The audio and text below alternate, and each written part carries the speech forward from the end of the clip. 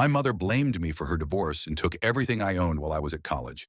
When I finally exposed the truth about her affair timeline at my grandmother's funeral, the family that called me a liar for years had to face what they'd helped her cover up.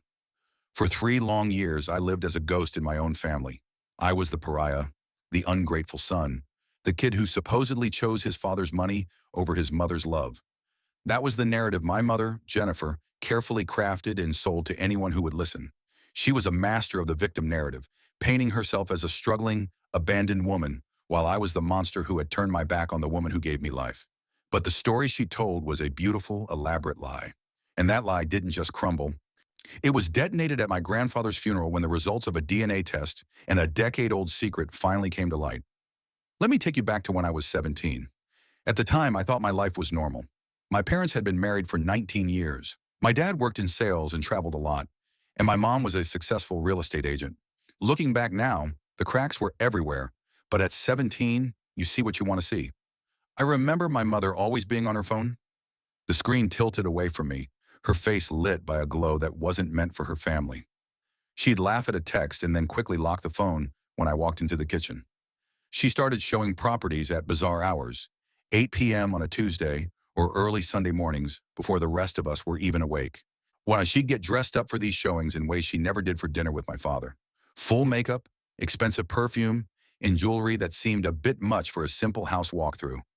The fighting started in February of my junior year. It was muffled at first, the kind of low-frequency vibration you feel in your chest through the floorboards. But by March, the walls couldn't hold the anger anymore. I remember sitting in my room, trying to focus on pre-calculus, when I heard my father's voice, strained and breaking. He told her she was never there for me anymore. He accused her of being a ghost in her own house. Her response was a sharp, jagged laugh. She told him he had made the house a prison and that she was tired of pretending to be happy in a marriage that had died years ago. Then came the night in April that changed everything. And I was upstairs when the front door slammed so hard the pictures on the hallway wall rattled. My father's voice boomed through the house, louder than I had ever heard it in my life. 3 years, Jennifer. 3 years. I crept to the top of the stairs, my heart hammering against my ribs. I heard my mother's shrill defense, accusing him of violating her privacy by going through her phone. She didn't deny the affair. She weaponized it. She told him he drove her to it. She said his traveling and his emotional absence left her with no choice. When he asked how long she had been lying to his face, her voice was cold and steady. She said, "Since Ethan was 14. I sat on that top step, frozen. I was 17. That meant for nearly half of my teenage life, my mother had been living a double life. Every showing, every late-night closing, every weekend conference was a lie. Dad moved out within a week. He rented a small, depressing apartment across town, and I stayed in the house because I was still in school. That was when the campaign began. My mother started poisoning the well immediately. She told me Dad was trying to take me away from her to be vindictive. She cried at the dinner table, telling me she was the only one who truly cared about my future. I was young, confused, and grieving the only life I had ever known, so I stayed. I stayed, and I listened to her lies. The real nightmare, the one that would eventually lead to the funeral showdown, began when I left for college. I moved 3 hours away to start an engineering program. I was relieved to leave the suffocating atmosphere of that house. My mother cried when she dropped me off, telling me I was all she had left.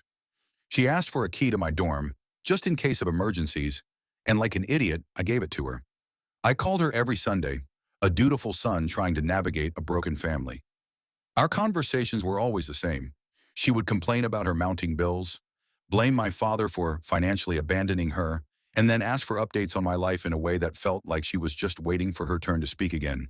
When I went home for Thanksgiving that freshman year, I walked into my bedroom and felt a chill. Something was wrong. My bookshelf, once packed with my favorite novels and textbooks, was half empty. Then I looked at my dresser. My signed baseball card collection, cards I had been meticulously collecting since I was 10, honor worth thousands of dollars, was gone. My PlayStation was missing from the TV stand. I found her in the kitchen and asked where my things were. She didn't even look up from her wine. She told me she sold them because she needed the money for the electric bill. She told me I was in college now and didn't need toys anymore. I was devastated. Those cards were my childhood. But she turned it around on me, calling me selfish for worrying about pieces of cardboard while she was struggling to survive. I went back to school, but the true betrayal happened 3 weeks later at Christmas break. I walked into my childhood home expecting the smell of pine and cookies. Instead, I walked into a house that felt like a crime scene. I opened the door to my bedroom and literally gasped. It was empty. Not mostly empty, completely stripped. Oh, the bed was gone. The dresser, the desk, my soccer trophies, my posters, even the clothes I had left in the closet. There was nothing but four bare walls and the faint rectangular indentations in the carpet where my furniture used to be. I screamed for her. She came up the stairs with a calm, terrifying smile. She told me that since I had made it clear I'd rather be at college than home with her, she had cleared out the space. She admitted she sold every single thing I owned. My furniture, my clothes, my memories.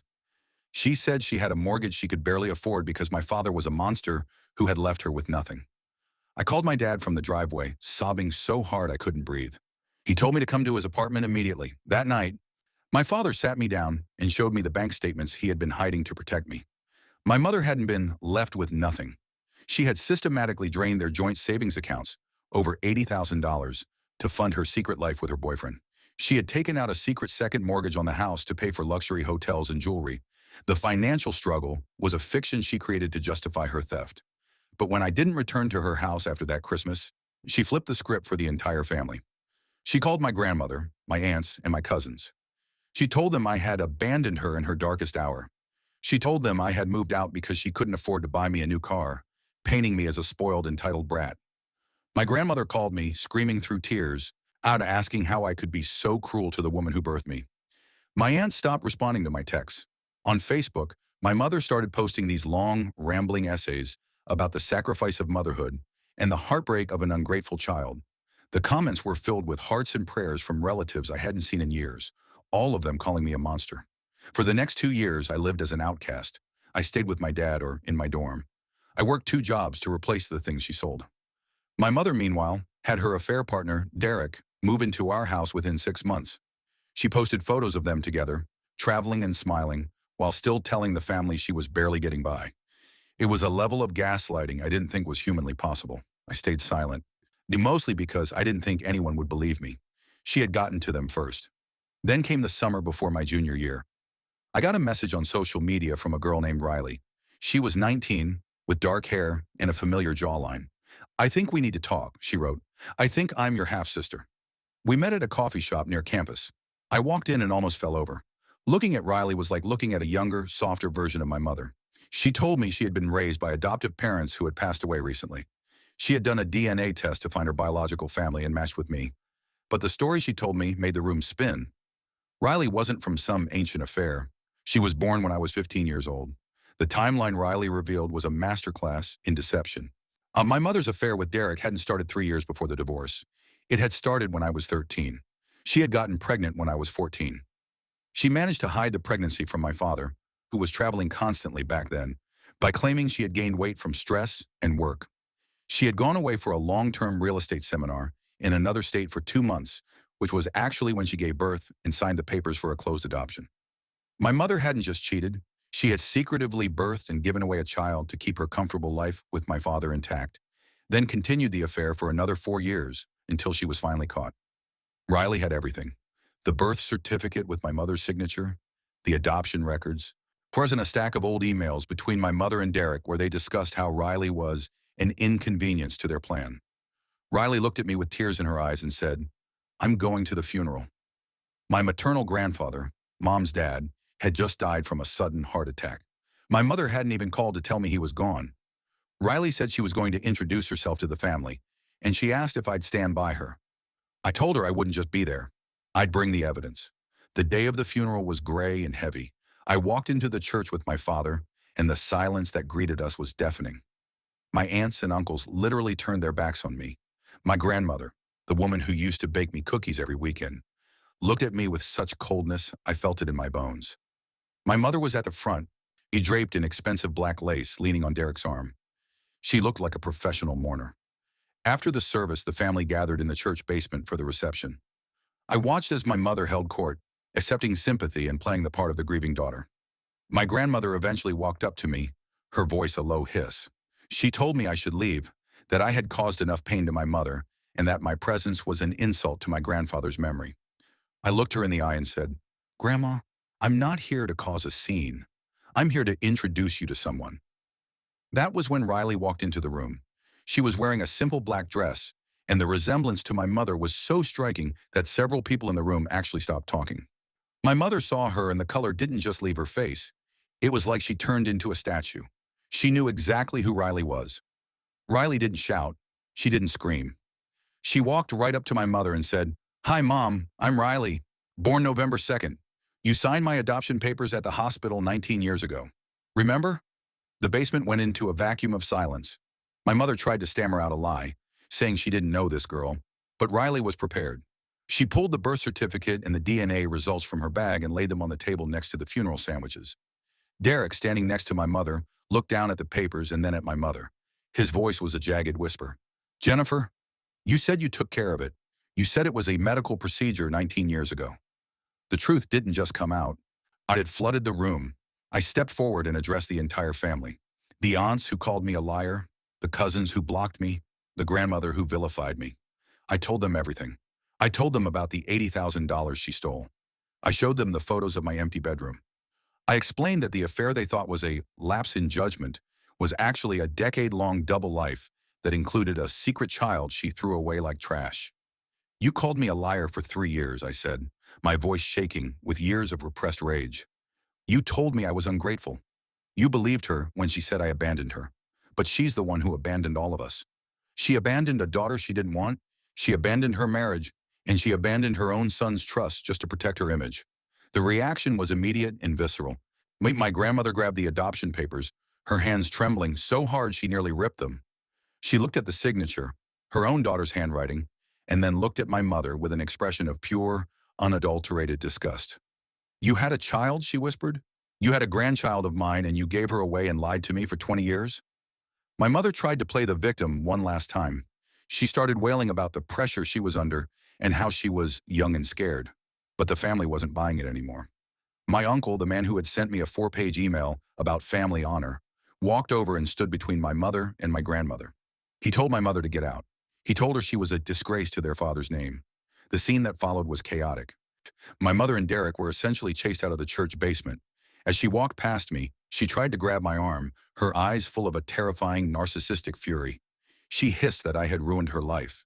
I just looked at her and said, "No, Mom, you did that all by yourself. I just stopped helping you hide the bodies." The aftermath of that day changed the geography of my life. My grandmother and my aunt spent the next few weeks calling me, sobbing into the phone and begging for my forgiveness. They welcomed Riley into the family with open arms, trying to make up for 19 years of lost time in a matter of months. My grandmother told me that seeing Riley's face was like getting a piece of her husband back, and she couldn't believe she had almost lost me too, because of my mother's lies. As for my mother, Munchie and Derek broke up within a month of the funeral. It turns out even a lifelong affair partner has limits. Finding out his partner had hidden the existence of their daughter for 2 decades was the final straw for him. She moved to a different city, likely to find a new group of people who don't know her history so she can start a new victim narrative. She sent me a letter about a year ago. It was 3 pages of her justifying her actions, blaming the unfair expectations of society, and asking for a path forward. There wasn't a single "I'm sorry" in the entire thing. There was no acknowledgement of the theft or the psychological warfare she waged against me for years. I didn't respond. I didn't even burn it. I just put it in a box with the rest of the evidence, a reminder of the person I survived. I'm 26 now. My life is full and quiet. I have a career I love, a father I trust, and a sister I'm finally getting to know. Riley is a remarkable person, stronger than our mother could ever hope to be. We have dinner once a week, and sometimes we just sit there and marvel at the fact that we're both here, standing on the other side of the wreckage. I've learned a hard lesson over these last few years. You don't owe your life to people just because you share their DNA. Blood doesn't give someone a license to destroy you. My mother spent years trying to convince the world I was the villain of her story, but in the end, she was just the architect of her own isolation. I don't hate her anymore. Hate takes too much energy. I just feel a profound sense of relief that I'm no longer a character in her play. I have my own story now, and for the first time in my life, it's built on the truth. I chose honesty, I chose boundaries, and I chose myself. And honestly, those were the best choices I ever made.